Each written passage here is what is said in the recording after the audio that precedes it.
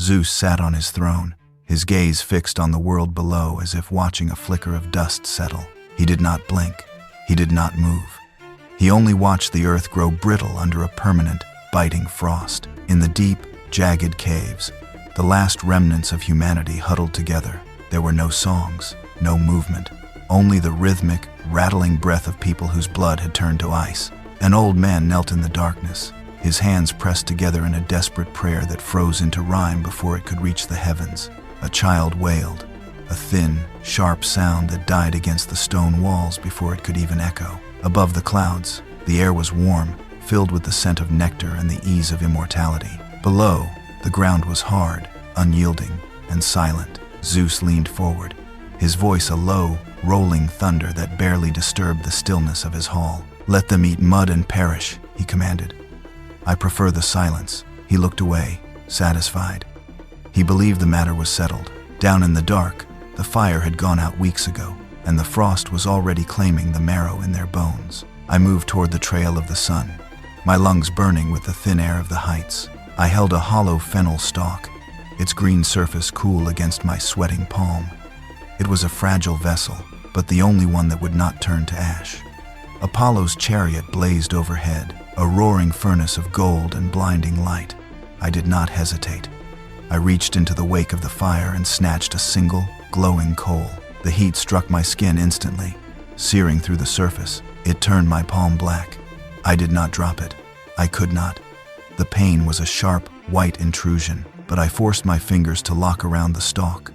The fennel ignited, holding the captured star within its hollow core. It pulsed, a tiny, living ember of defiance. I turned and dived. Gravity took me, the wind screaming past my ears, dragging the heat of the stolen fire back toward the frozen earth. My ankles burned from the speed of the descent, but I kept my eyes fixed on the dark patch of the world below. I held the light high, a burning beacon cutting through the clouds, and plummeted toward the shivering shadows of the caves. I hit the frozen ground and held the stalk high. The light flared, chasing the shadows into the crevices. The people huddled before me stopped their shivering.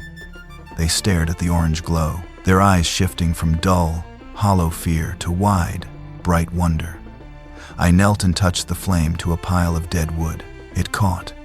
The heat radiated outward, thawing the air, and for the first time in an age, the caves breathed. I did not stop there. I showed them how to crush grain into flour and bake it into bread. I crushed herbs into paste to seal their wounds. I guided their hands to carve shapes into stone, creating letters that could hold a thought even when the speaker was gone. Then, we moved to the shore. I taught them to weave timber into hulls and hoist sails that caught the invisible hands of the wind. They were no longer victims of the frost. They were builders, navigators, and masters of their own hunger. The cave was a workshop now, humming with the rhythm of tools and the smell of roasted grain. I watched them work, their movements precise and sure. The cold was a memory, and the future was a map we were drawing together on the floor of the world. The rhythm of the work stopped.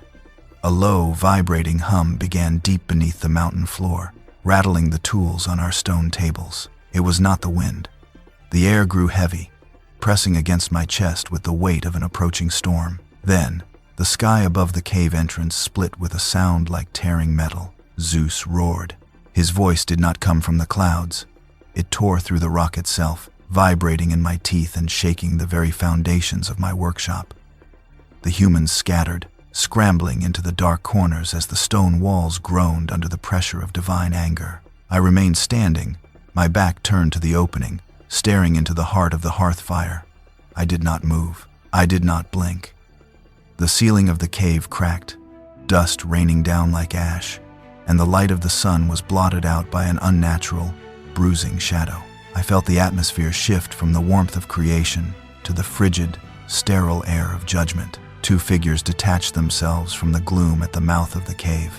They moved with a predatory, synchronized grace. Kratos and Bia were here, the physical weight of force and violence, sent to drag me from the world I had just ignited. They dragged me to the jagged peaks of the Caucasus. The air here was thin, biting, and smelled of ancient, stagnant ice. They slammed me against a stone pillar. Iron fists struck, driving cold metal spikes through my wrists and ankles. They pinned me to the rock. The stone bit into my back, unforgiving and hard. I did not scream, though the sound of bone meeting granite echoed across the desolate heights. Then, the sun crested the horizon. A sound cut through the silence, the heavy, rhythmic beat of wings. The eagle arrived. It did not hesitate. Talons hooked into my skin, tearing through muscle with surgical precision. It fed. I felt every shred of tissue pulled away, then heat of my own vitality draining into the freezing wind.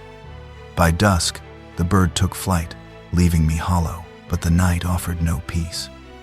My flesh began to crawl, knitting itself back together in a slow, agonizing crawl of nerves and blood. By dawn, the body was whole again, and the wings returned. It was a perfect, calculated machine of suffering, a cycle that promised no end, no death, and no relief. I breathed in the scent of my own blood and waited for the shadow to return. The first century of agony was defined by the sound of my own voice. I screamed until my throat was raw, until the wind carried my pleas into the empty valleys below.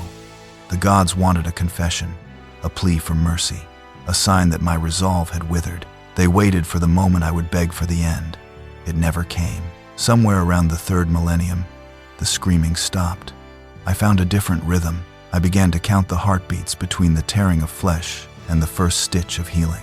I measured time by the freezing of the marrow in my bones and the slow, grinding return of feeling.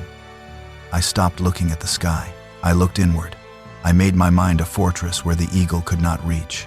The pain was still there, sharp and absolute, but it ceased to be a command. It became a background noise, a constant, low-frequency hum that I learned to ignore. When the talons struck, I retreated into the quietest part of my soul. I watched the seasons bleed into one another, empires rising and falling in the distance, while I remained anchored to the stone. My silence became a physical weight. It was a refusal to acknowledge the power that held me. I stood defiant, not through strength of limb, but through the terrifying clarity of a mind that refused to break. The shadow fell across my face. I prepared for the familiar searing of talons, but the sound that followed was not the rush of wings. It was the sharp, clean whistle of an arrow. I opened my eyes. The eagle tumbled from the sky, a broken mass of feathers, and thudded into the dust below. Then, the mountain shuddered. A figure stood at the base of the pillar. He did not speak. He swung a heavy club, once, with the force of a landslide. The iron shrieked. The metal spikes that had held me for 10,000 years sheared off, vibrating with a high, dying hum. The chains fell, clattering against the rock like dead snakes. My arms, stiff and deadened by centuries of gravity, sagged. I pitched forward, the stone pillar no longer catching my weight. I hit the ground, legs buckling, lungs struggling to expand in the sudden, terrifying freedom of the air. There was no pain now. Only the cold, sharp bite of the mountain floor against my cheek and the sound of a hand resting firmly on my shoulder. I looked up. The sky was empty of birds. The horizon was still. The long, brutal cycle had been snapped in a single, thunderous heartbeat. Zeus forced this iron band upon my finger, a jagged piece from my own prison, sneering that I would always remain chained. He was wrong. It is not a shackle. It is a reminder. Look at your stove, your candle, your hearth. I pulled that light from the heart of the mountain and placed it directly into your palms. You do not owe me thanks for the theft. You owe the fire your vigilance. Keep the flame burning bright through the winter nights. If you must speak of me, do not waste breath on praise. Instead, whisper a curse against the throne above and keep the spark alive. That is the only victory that matters. Like if you felt chills. Subscribe if you want more. Bell if you're obsessed. And don't forget to hype. Comment your favorite moment. Epic Mythos Unveiled thanks you deeply. This is Epic Mythos Unveiled. From all of us here, thanks for watching.